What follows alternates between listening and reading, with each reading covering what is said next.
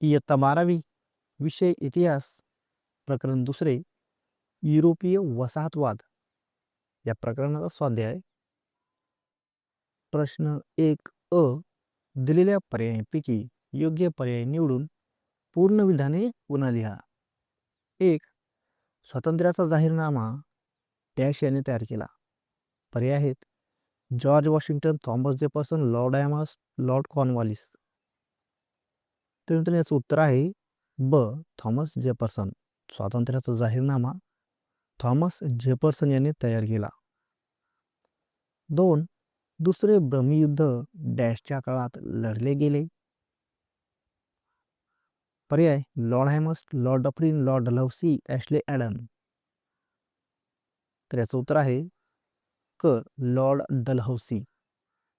ब पुढील संचामधील ब गटातील चुकीची जोडी दुरुस्त करून लिहा. जोड्या आहेत टोगोलँड जर्मन वसाहत, इजिप्त ब्रिटिश वसाहत, ऑरेंज फ्री स्टेट डच वसाहत, आयव्हरी कोस्ट पोर्तुगीज वसाहत. त्यातील चुकी जोडी आहे 4 आयव्हरी कोस्ट पोर्तुगीज वसाहत ही जोडी चुकीची आहे. आयव्हरी कोस्ट फ्रेंच वसाहत.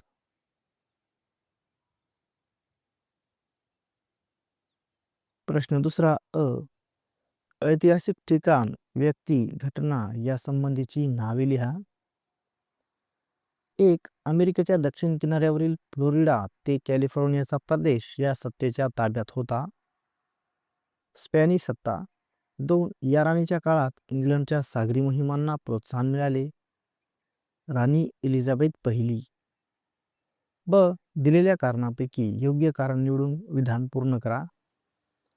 1 म्यानमारवर कब्जा मिळवणे हे ब्रिटिशांचे उद्दिष्ट होते कारण विधाने आहेत ब्रिटिशांना साम्राज्य विस्तार करायचा होता. म्यानमारमधील नैसर्गिक साधनसंपत्ती आणि हक्काची बाजारपेठ यावर ताबा मिळवणे ब्रिटिशांच्या दृष्टीने महत्त्वाचे होते. क ब्रिटिशांना युरोपीय वसाहतवादी स्पर्धेत पुढे राहायचे होते.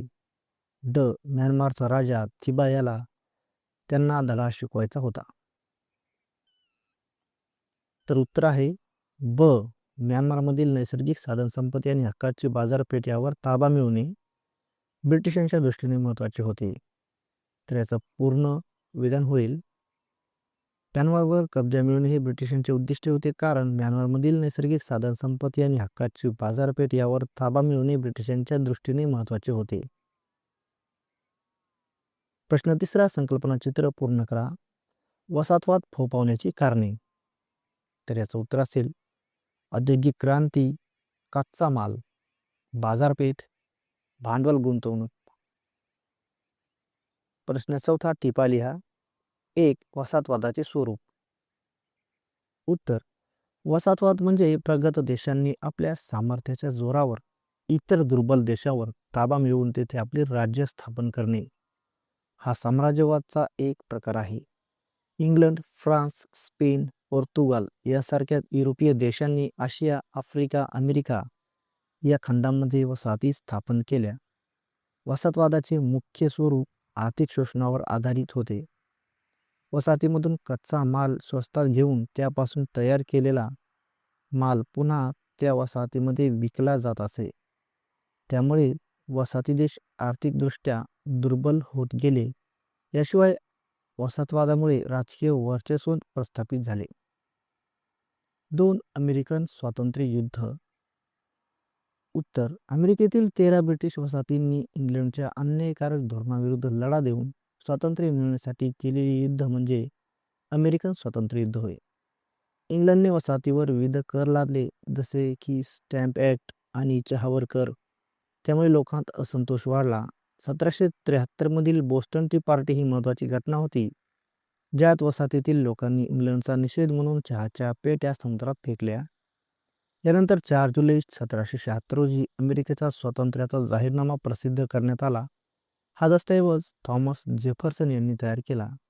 एकदा जॉर्ज वॉशिंग्टन यांच्या नेतृत्वाखाली वसाहतींनी इंग्लंडचा पराभव केला आणि अमेरिका स्वतंत्र राष्ट्र बनले.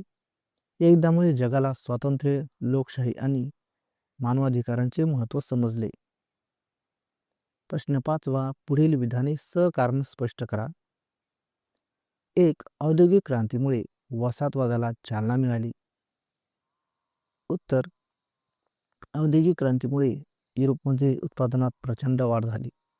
यंत्रांच्या वापरामुळे मोठ्या प्रमाणावर माल तयार होऊ लागला.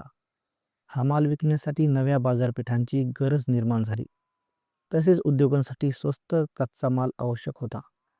वसाहतीमधून कच्चा माल सहज मिळू लागला. अतिरिक्त भांडवल गुंतवण्यासाठी वसाहती उपयुक्त ठरल्या. युरोपीय राष्ट्रांमध्ये स्पर्धा वाढली, म्हणून वसाहतवादाला मोठी चालना मिळाली. 2. युरोपीय राष्ट्रांनी अमेरिकेत वसाहती स्थापन केल्या. उत्तर, अमेरिका खंडात सुपीक जमीन व नैसर्गिक संपत्ती मुबलक होती. तेथील हवामानही युरोपीय लोकांसाठी अनुकूल होते. स्पेन आणि पोर्तुगाल यांनी सुरुवात केली. नंतर इंग्लंड आणि फ्रान्स यांनीही वसाहती स्थापन केल्या. स्थानिक लोकांच्या जमिनी बळकावण्यात आल्या. त्यांच्यावर गुलामगिरी लादली गेली. खनिज संपत्ती व शेतीतून मोठा नफा मिळवला गेला. म्हणून अमेरिकेत वसाहती स्थापन करण्यात आल्या.